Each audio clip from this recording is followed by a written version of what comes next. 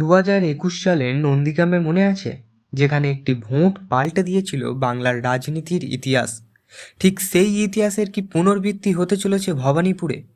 সাম্প্রতি বিরোধী দলনেতা শুভেন্দু অধিকারী একটি ফেসবুক পোস্টে রাজনৈতিক মহলে তপ্ত আগুনের মতন ছড়িয়ে পড়েছে।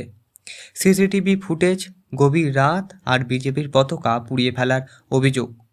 শুভেন্দু দাবি করছে তৃণমূল ভয় পেয়েছে, কিন্তু প্রশ্ন হলো, সত্যিই কি মমতার দুর্গ নড়বড়ে, নাকি এটা সির্ফ ভোটের আগে মানসিক চাপের খেলা?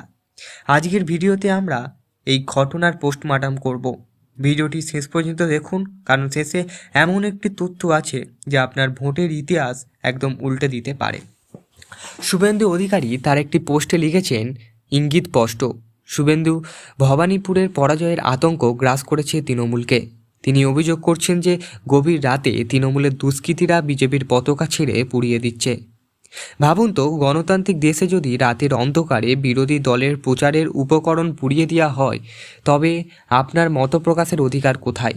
এটা কি শুধু একটা রাজনৈতিক দলের লড়াই, নাকি সাধারণ মানুষের কণ্ঠরোধের চেষ্টা?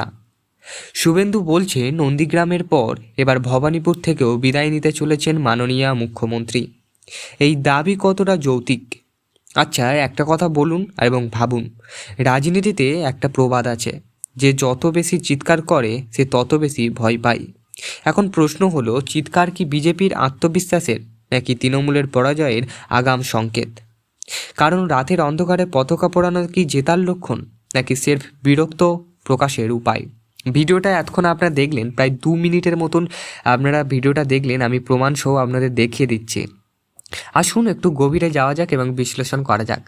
ভবানীপুর কেন্দ্রীয় কেন একটি গুরুত্বপূর্ণ? এটি মমতা বন্দ্যোপাধ্যায়ের নিজের ঘর, কিন্তু 2021 সালের বিধানসভার নির্বাচনে মমতা এই কেন্দ্র থেকে লড়েননি, লড়েছিলেন নন্দীগ্রাম থেকে, এবং সেখানে তিনি শুভেন্দুর অধিকারীর কাছে পরাজয় হন। পরবর্তীকালে উপনির্বাচনে তিনি ভবানীপুর থেকে জিতে ফেরেন। শুভেন্দু অধিকারী আজকের এই অ্যাটাক সরাসরি সেই নন্দীগ্রামের স্মৃতিকে উস্কে দিচ্ছে। তিনি বলছেন, যত পতাকা পোড়াবেন জয়ের ব্যবধান তত বাড়বে। এর পেছনে কি কোনো গাণিতিক যুক্তি আছে? সাধারণত দেখা যায়, যখন কোনো দলের ওপরে শারীরিক বা প্রশাসনিক চাপ তৈরি করা হয়, তখন জনমত তাদের প্রতি সহমর্মীয় হয়ে ওঠে। শুভেন্দু কি সেই সিম্পাথি কার্ড খেলছেন? কিন্তু এখানেই টুইস্ট। তৃণমূল কি আসলেও এত দুর্বল যে তাদের পতাকা পোড়াতে হবে, নাকি এর পেছনে অন্য কোনো মাস্টার প্ল্যান কাজ করছে? হয়তো এই ফুটেজের আড়ালে এমন কিছু ঘটেছে যা সিসিটিভির ক্যামেরায় ধরা পড়েনি। সেই রহস্যটা কি? বলছি ঠিকঠাক একটু আগে আমাদের বুঝতে হবে ভবানীপুরের ভোটারদের বর্তমানে মানসিকতা কেমন। শুভেন্দুর পোস্টে নন্দীগ্রামের মানুষ প্রত্যাখ্যানের কথা বলা হয়েছে। এটা একটা কথা ধরনে সাইকোলজিক্যাল ওয়ারফেয়ার। ভোটারদের মনে একটি ধারণা গেঁথে যাওয়া যে তিনি নন্দীগ্রাম হারতে পারেন, তিনি শুভেন্দুপুরেও বা ভবানীপুরেও হারতে পারেন। পশ্চিমবঙ্গের রাজনীতিতে এখন ড্রামাডোলের পরিস্থিতি।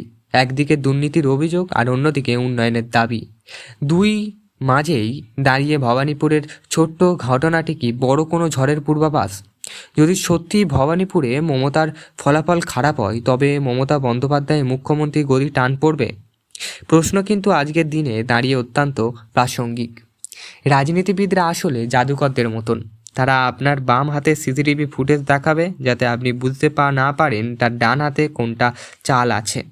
শুভেন্দু অধিকারী ঠিক সেই রকম জাদুকরের ভূমিকায় কাজ করছে, নাকি তিনি সত্যি জনরসের প্রতিচ্ছবি তুলে ধরছেন? শেষ পর্যন্ত লড়াই শুধু পতাকা পোড়ানো বা সিসিটিভি ফুটেজ নয়, লড়াইটা হলো অবস্থার। ভবানীপুরের মানুষ কি তাদের ঘরের মেয়েকে আবার জেতাবেন, নাকি শুভেন্দুর ভবিষ্যৎ সত্যি হবে? আপনারা কি মনে করেন, এই সিসিটিভি ফুটেজ কি তৃণমূলের হার নিশ্চিত করছে, নাকি বিজেপি একটা সির্ফ প্রচারের আলো পেতে চাচ্ছে? নিচে কমেন্ট করে আপনার মতামত জানান। আপনার মতামত আমাদের এই আলোচনার গভীরতা বাড়াবে। আর হ্যাঁ, যদি আপনি এই ধরনের রাজনৈতিক বিশ্লেষণ পছন্দ করেন, তবে আমাদের চ্যানেলটিকে সাবস্ক্রাইব করুন এবং বেল আইকনটি টিপে রাখুন। বাংলার রাজনীতির প্রতিটি মোড়ের খবর আমরা আপনাদের সামনে নিয়ে আসব এইভাবেই। মনে রাখবেন, সচেতন ভোটারই গণতন্ত্রের আসল শক্তি। দেখা হচ্ছে পরের ভিডিওতে। ধন্যবাদ। এত অবধি আপনারা দেখেছেন, অনেক কিছু বুঝেছেন। ভালো থাকবেন, সুস্থ থাকবেন।